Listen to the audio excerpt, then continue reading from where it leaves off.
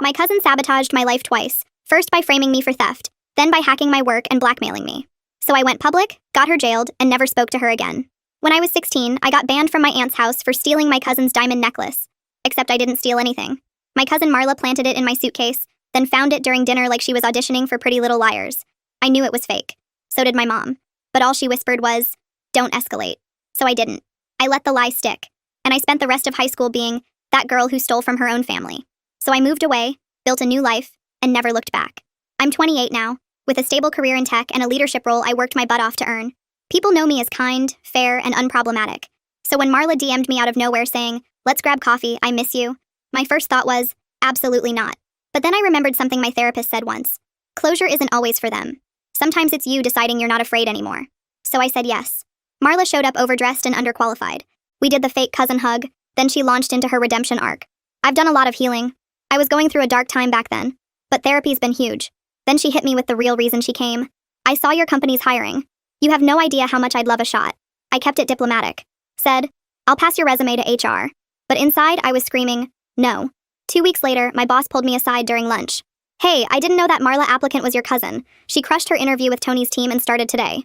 I nearly dropped my fork. She got hired, on another team, using my name, without my knowledge. I wanted to walk straight into HR and explode. But instead, I took a breath. Because if there's one thing I learned from Marla, it's that the best manipulation is subtle. At first, she was on her best behavior.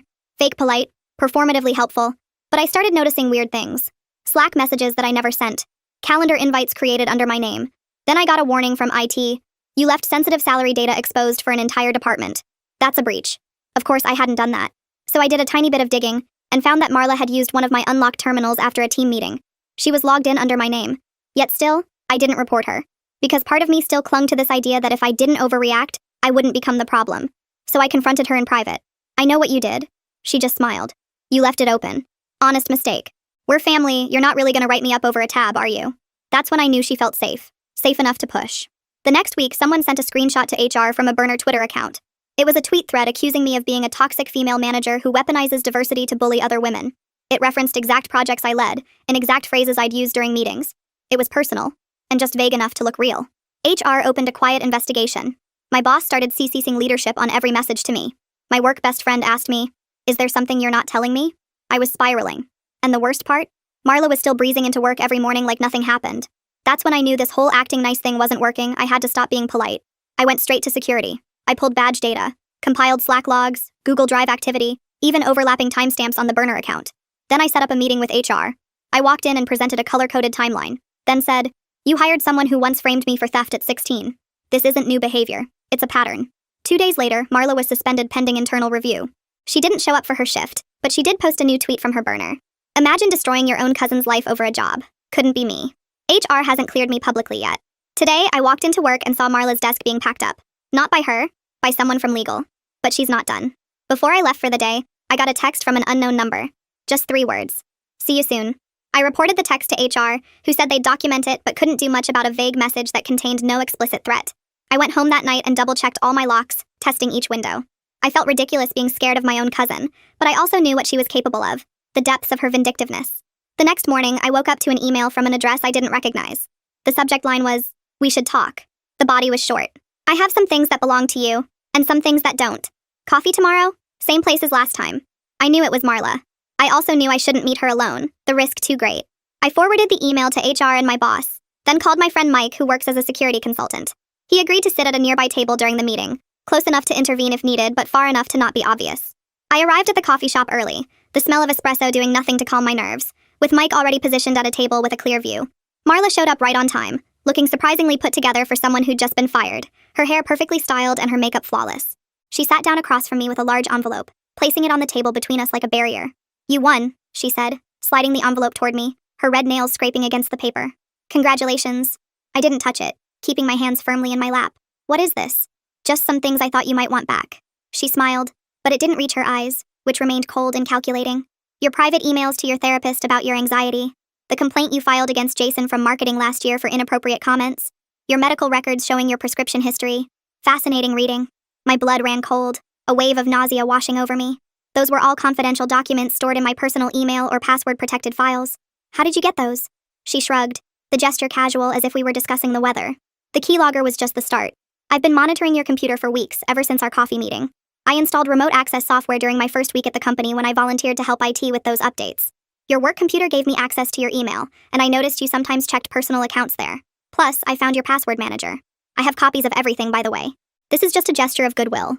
What do you want, Marla? I asked, my voice steadier than I felt. I want you to tell HR and everyone else that this was all a misunderstanding. That you overreacted. That I should get my job back. She leaned forward, her voice dropping to a whisper. Otherwise, these documents might find their way to some interesting people. Your boss might want to know you called him an emotionally stunted man-child in an email to your friend. The whole company might be interested in your complaints about the toxic culture. I felt sick, my stomach churning. She was blackmailing me with my own private thoughts. That's illegal. So is falsely accusing someone of corporate espionage. She sipped her coffee calmly, her lipstick leaving a perfect imprint on the cup. You have until Monday to fix this. Clear my name, I get my job back, and we both move on with our lives. I left that meeting shaking with anger, the cool air outside doing nothing to calm the heat rising in my cheeks. Mike followed me out and listened as I explained what happened, his face growing more concerned with each word. She's bluffing, he said, trying to reassure me. She can't actually release those documents without implicating herself in the theft. But she could anonymously leak them, I said, voicing my greatest fear. And the damage would be done before anyone could trace it back to her. I spent the weekend in a panic, pacing my apartment and jumping at every notification on my phone. I considered giving in to her demands. I even drafted an email to HR saying I might have overreacted, my finger hovering over the send button for a full minute. But something stopped me from sending it. I was tired of letting Marla win, tired of not escalating when I was being wronged. Instead, I called my therapist for an emergency session, her calm voice a lifeline in my storm of anxiety. I explained the situation, and she helped me see that I wasn't 16 anymore. I had options, I had power, I didn't have to be a victim. On Sunday night, I made a decision. I wasn't going to let Marla blackmail me, but I also wasn't going to just hope she was bluffing. I needed to find leverage of my own, something that would neutralize her threats. I remembered something odd from when I was building my case against her. When I was reviewing her employment application, I noticed she'd listed a previous job at a company called Vertex Solutions. But when I searched for her on LinkedIn during my investigation, that job wasn't on her profile. It seemed like a small discrepancy at the time, but now it felt significant, a loose thread I could pull. I spent hours searching online for any connection between Marla and Vertex Solutions, my eyes burning from staring at the screen. Nothing came up under her name. On a hunch, I tried searching for news about Vertex and data breaches or security incidents. Bingo. An article from 2 years ago mentioned a security breach at Vertex where an employee allegedly accessed confidential client information. The employee wasn't named, but the article mentioned they were terminated and the company implemented new security protocols afterward. I dug deeper, searching for any employees who left Vertex around that time. I found a LinkedIn profile for someone named Maria Lawrence, whose employment at Vertex ended the same month as the security incident. The profile had no photo, minimal information, and only that one job listed. It seemed fake, created just to have something to show on a resume. I compared the job description on Maria's profile to the one Marla had listed on her application. They were identical, word for word. Marla had worked at Vertex under a fake name, been involved in a security breach, and then created a new identity for her next job hunt. This was huge.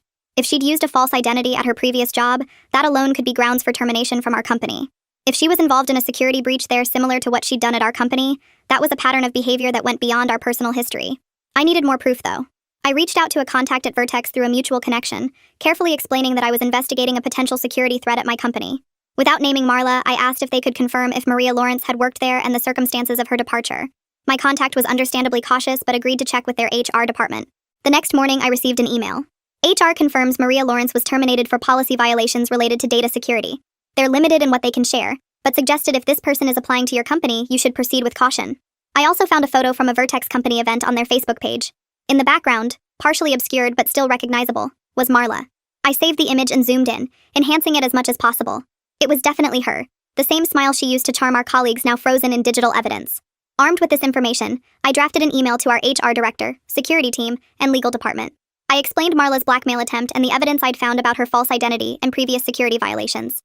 I attached the photo, the LinkedIn profile screenshot, and the email from my Vertex contact. I believe Marla has engaged in a pattern of identity fraud and data theft across multiple companies, I wrote. I'm concerned not only for my own privacy, but for the security of our company's data. I'm also worried about potential legal liability if she uses information stolen from our systems to harm others. I sent the email Sunday night, then tried to get some sleep, tossing and turning as scenarios played out in my mind. Monday morning, I woke up to a flurry of responses. Our legal team wanted to meet immediately. Security was conducting an audit of all systems Marla had accessed. HR was contacting Vertex directly for more information. I went to work feeling nervous but resolute, my determination stronger than my fear. In the conference room, our legal director, security chief, and HR director were waiting. They looked serious, their expressions grim. First, the legal director said, "We want to apologize. You reported a security concern, we addressed it, but we didn't fully appreciate the scope of the threat Ms. Carson posed. The security chief nodded, his usually stoic face showing concern. Based on your new information, we've done a deeper investigation. We found evidence she accessed not just your personal files, but confidential company information including client data, financial projections, and product roadmaps. We've also confirmed with Vertex that she worked there under a false name and was terminated for similar behavior, the HR director added. They're considering legal action now that we've brought this to their attention? What about her threats to release my personal information? I asked, the question that had been keeping me awake. We're sending her a cease and desist letter today, the legal director said, her voice firm. It makes clear that any distribution of materials obtained through unauthorized access to company systems would result in immediate legal action. We're also reporting this to the police as a potential case of corporate espionage. I felt a weight lifting, the first real relief I'd felt in weeks. They were taking this seriously. They were protecting me. There's one more thing, the security chief said, looking down at his notes. We found evidence she's been applying to other tech companies in the area using your name as a reference. We're reaching out to our contacts at those companies to warn them. I left that meeting feeling vindicated but exhausted, the adrenaline that had been sustaining me finally crashing. The whole ordeal had taken a toll on me. I took the rest of the day off and went home to decompress, falling into a deep sleep for the first time in days. That evening, I received another text from the unknown number. You're going to regret this. I forwarded it to our legal team and blocked the number, refusing to let her threats control me anymore. The next day, I arrived at work to find a small group of people waiting at my desk. Derek was there, along with Tanya from HR and several of my teammates, including Jasmine. We owe you an apology, Derek said, his voice sincere. We should have trusted you from the beginning. Jasmine stepped forward, her eyes downcast. I'm sorry I doubted you. When that Twitter stuff came out, I should have known it wasn't you. I've worked with you for 2 years. I know your character. One by one, they expressed their support. It was awkward but also healing, like lancing a wound. They had believed the worst about me, but now they were trying to make it right. HR sent a carefully worded email to the entire company explaining that a former employee had engaged in unauthorized system access and identity misrepresentation. Without naming names, it made clear that any rumors stemming from this individual should be disregarded. It also announced new security protocols to prevent similar incidents in the future. I felt like I could finally breathe again. Marla was gone. My reputation was being restored. The company was taking steps to protect me and our data. But I still couldn't shake the feeling that this wasn't over. Marla had shown herself to be vindictive and patient. She'd waited 12 years to get revenge for me standing up to her about the necklace. What would she do now that I'd gotten her fired from 2 jobs? A week later, I got my answer. I was working late when an email notification popped up. It was from an unfamiliar address, but the subject line made my heart race. Data breach at my company. What the public deserves to know. The email contained dozens of screenshots of confidential company information, the files Marla had accessed before she was caught. Customer data, product plans, financial information. At the bottom was a note. Publishing tomorrow unless you contact me to negotiate. She was escalating from blackmailing me to blackmailing the entire company. And she was using me as the contact point, making it look like I was somehow involved. I immediately called our security team's emergency number. Within an hour, an incident response team had assembled in our office. They traced the email to a public Wi-Fi network at a library across town. They were taking it seriously, but we all knew the damage that could be done if this information got out. We need to find her, I said, my resolve hardening. She's not going to stop. I didn't sleep at all that night. The security team worked through the night trying to trace Marla's movements. They set up some kind of monitoring system on the email address she used, hoping she'd check it again and reveal her location. I just paced around the office, drinking way too much coffee and feeling like I was going to throw up. Around 5 a.m., I crashed on the couch in the break room for maybe an hour before jerking awake to the sound of people arriving. Our CEO had been notified and called an emergency leadership meeting. I sat there with bags under my eyes while executives in pressed suits debated whether to contact the police, pay her off, or try to catch her themselves. We can't negotiate with her, I said, my voice sounding rough from exhaustion. She'll just keep coming back for more. The CEO, a woman in her 50s who'd built the company from nothing, looked at me with sharp eyes. You know her better than anyone here. What do you think she really wants? That question hit me hard. What did Marla actually want? Money? Revenge? To hurt me specifically? I thought about our history, about the necklace incident, about everything that had happened since. She wants power, I finally said. She wants to feel like she's in control, and she wants to win. The security director, a former FBI guy named Marcus, nodded slowly. Then we need to make her think she's winning while we track her down. We came up with a plan. I would respond to her email, pretending to negotiate. We'd try to get her to agree to a meeting where we could identify her. Meanwhile, our legal team was preparing to file for a restraining order and criminal charges. I sent a carefully worded email. What do you want? The company is willing to discuss terms. Short, desperate sounding, like I was panicking, which wasn't far from the truth. She responded within minutes. Smart choice. $250,000 in cryptocurrency. Instructions to follow. We kept the exchange going, with the security team coaching me on what to say. We managed to get her to agree to a video call to prove she really had the data. Marcus said this was our chance to get evidence of her making the threat directly. The call was set for noon. I sat in a conference room surrounded by our security team and two actual FBI agents who specialized in cybercrime. They had recording equipment set up and were tracking the call. When Marla's face appeared on screen, I almost didn't recognize her. She'd dyed her hair black and was wearing glasses. She looked tired but smug. "Hello, cousin," she said, smirking. "Bet you never thought we'd end up here." I stuck to the script the FBI guys had given me. "I just want to know why. Why are you doing this?" She laughed, a harsh sound that made me flinch. "Why? Because you've always had everything handed to you. Perfect grades, perfect job, perfect life. Meanwhile, I've had to fight for every scrap. And now you've ruined my career." "You ruined your own career by breaking the law," I said, forgetting the script for a moment. Her eyes narrowed. "Always so self-righteous. Just like when we were kids. You thought you were better than me then too." I took a deep breath, trying to stay calm. "I just want this to end, Marla. What will it take?" "I told you. $250,000. And a signed statement from you admitting you falsely accused me. I want my reputation back." One of the FBI agents nodded at me, signaling they had what they needed. I kept her talking for another few minutes while they traced the call. After we hung up, the agent turned to me. "We got her location. She's at a motel about 20 miles from here. Local police are on their way now." I collapsed into a chair, the adrenaline that had been keeping me going suddenly draining away. It was almost over. But Marla had one more card to play. While the FBI was tracking her down, she sent the data to 3 major tech blogs with a note claiming to be a whistleblower exposing corporate misconduct. She specifically named me as the source of the leak. One of the blogs published portions of it before our legal team could intervene. My phone started blowing up with notifications. Colleagues asking if I'd really leaked company data. Industry contacts wondering what the hell was going on. My mom calling in a panic after seeing my name in an article. I was sitting in the conference room trying to explain to my mom that no, I wasn't going to jail, when Marcus burst in. "They got her," he said, his face breaking into a rare smile. "She's in custody, and they found all the evidence on her laptop. The original files, the emails, everything." I should have felt relieved, but I just felt empty. The damage was already spreading online. My name was being dragged through the mud. Again. Our PR team went into overdrive, issuing statements clarifying that I was the victim, not the perpetrator. The CEO personally called the editors of the blogs that had published the data, threatening legal action if they didn't issue corrections immediately. By evening, most of the stories had been updated or taken down. The company issued a public statement about the data breach, explaining it was the work of a disgruntled former employee who was now in police custody. They didn't name Marla, but they specifically stated that I had helped identify and stop the breach.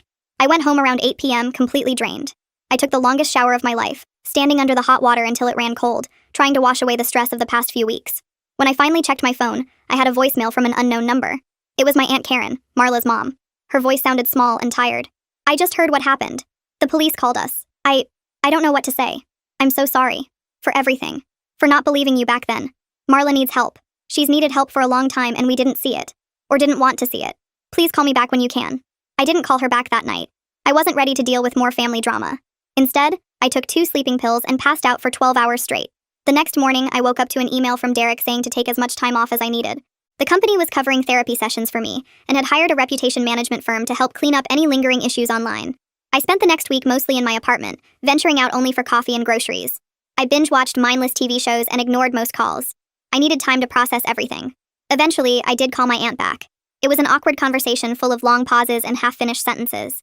She told me Marla had been struggling with mental health issues for years but refused treatment. She'd been fired from 6 jobs in the past 4 years, not just the 2 I knew about. Each time she blamed someone else for sabotaging her. "I should have seen the pattern," Aunt Karen said, her voice cracking. "After what happened with the necklace, I should have questioned it more." I didn't say much. What was there to say? That one lie had spiraled into years of deception and manipulation, and it had affected so many people beyond just me and Marla. 2 weeks after Marla's arrest, I went back to work. People were awkward around me at first, not sure whether to mention what happened or pretend everything was normal. I appreciated the ones who just said, "That sucked, glad you're okay," and moved on. My boss called me into his office my first day back. I thought he wanted to check in, but he had actual work news. "The executive team was impressed with how you handled the situation," Derek said. "They're creating a new role in the security department focused on insider threats and want you to consider taking it. It would be a promotion." I was stunned. "They want to promote me because my cousin tried to destroy the company?" Derek laughed. "No, they want to promote you because you showed exceptional judgment under pressure, helped identify a serious security threat, and protected company assets. The fact that it was your cousin just makes it more impressive that you didn't let personal relationships cloud your judgment." I took a few days to think about it, then accepted the position. It felt right, using this horrible experience to help prevent similar situations in the future. About a month later, I got a letter from Marla. It had been screened by the police first, since she wasn't supposed to contact me directly. It wasn't an apology. It was a rambling 4-page explanation of how everything was still my fault, how I'd always been the favorite, how I'd ruined her life by reporting her. I read it once, then shredded it. I didn't need her version of events anymore. I knew the truth. Marla eventually took a plea deal. She was sentenced to 18 months for corporate espionage and cyberstalking, plus 5 years probation. She's also banned from working in tech or finance, which I guess limits her ability to pull this stunt again. I still think about her sometimes, especially when I'm implementing new security protocols at work. In a weird way, she made me better at my job. I understand the mindset of someone who feels entitled to information they shouldn't have, who justifies theft and sabotage as somehow deserved. My mom asked me recently if I've forgiven Marla. I told her I haven't, not really. But I'm not angry anymore either. Mostly I just feel sad about all the wasted energy, all the years spent on this pointless rivalry that only existed in Marla's mind. Last week, I got a notification that someone had tried to view my LinkedIn profile using a computer at the correctional facility where Marla is serving her sentence. I could have blocked her, but I didn't. Let her see my new job title, my promotions, my recommendations from colleagues. Let her see what I've built while she's been trying to tear things down. I also finally sent an email to my therapist, the one I'd been putting off writing. I told her she was right about closure. It wasn't about Marla at all. It was about me deciding I wasn't afraid anymore. I'm not afraid of confrontation now. I'm not afraid to escalate when something is wrong. And I'm definitely not afraid of Marla anymore. Sometimes I wonder what would have happened if I'd stood up to her when we were 16. If I'd refused to let that lie stand. Maybe things would have been different. Or maybe she would have found another way to target me. I'll never know. What I do know is that the scared 16-year-old who let someone else control the narrative is gone. In her place is someone who fought back and won. Someone who didn't let the past define her future. The company eventually recovered from the data breach. We lost a few clients, but our transparency about what happened actually impressed others. We implemented new security measures that I helped design, and I now lead quarterly trainings on identifying insider threats. I had dinner with my mom last night. She asked if I was still checking my locks twice before bed. I was. And if I'd considered moving to a new apartment. I had. Then she said something that stuck with me. You know, when I told you not to escalate that day at your aunt's house, I thought I was protecting you. I was wrong. I should have taught you to stand up for yourself even when it's hard. Especially when it's hard. I told her it was okay, that I'd figured it out eventually. Better late than never, right? So that's where things stand now. Marla's in prison. I'm thriving at work. My family relationships are complicated but healing. And I finally understand what my therapist meant about closure. It wasn't about confronting Marla or getting an apology I knew would never come. It was about closing the chapter myself, on my own terms. I still lock my computer when I go to the bathroom, though. Some habits are worth keeping.